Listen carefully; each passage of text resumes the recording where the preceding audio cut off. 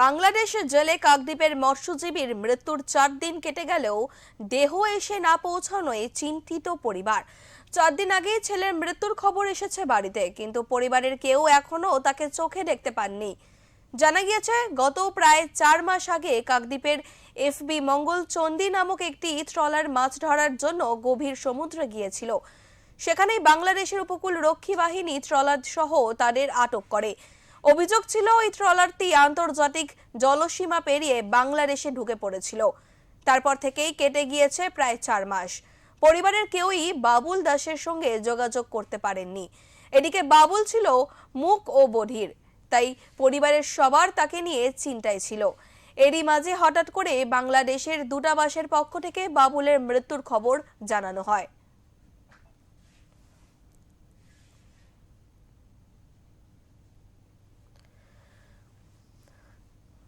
ওনাকে বলতে দিন, ওনার যা বলার বলতে দিন। এই বলে জেলে থেকে ছাড়েনি বলে এই অবস্থা। মিথ্যে কথা বললে হবে না,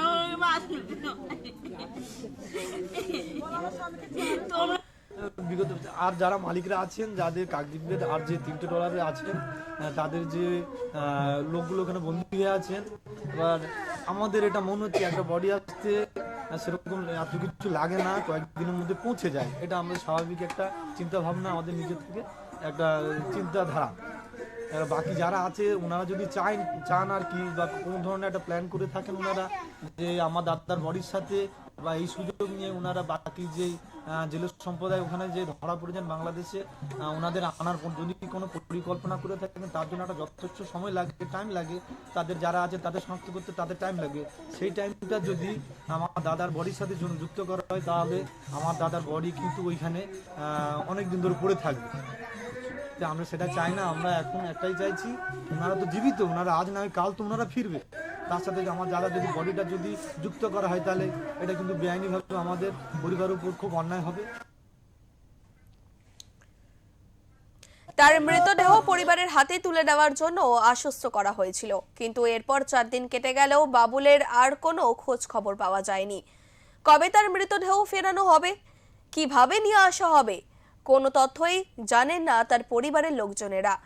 বর্তমান বাবুলের পরিবারের সদস্যরা বাংলাদেশ থেকে ছেলের দেহ ফিরিয়ে আনার জন্য প্রশাসনের দ্বারে দ্বারে ঘুরে বেড়াচ্ছেন।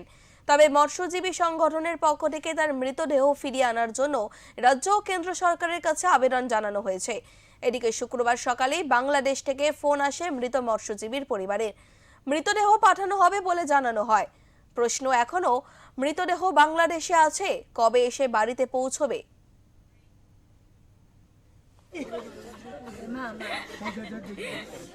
একটা ইস্যু রয়েছে, আজ বললেই আজ বডি চলে আসবে না। দুটো দেশের মধ্যে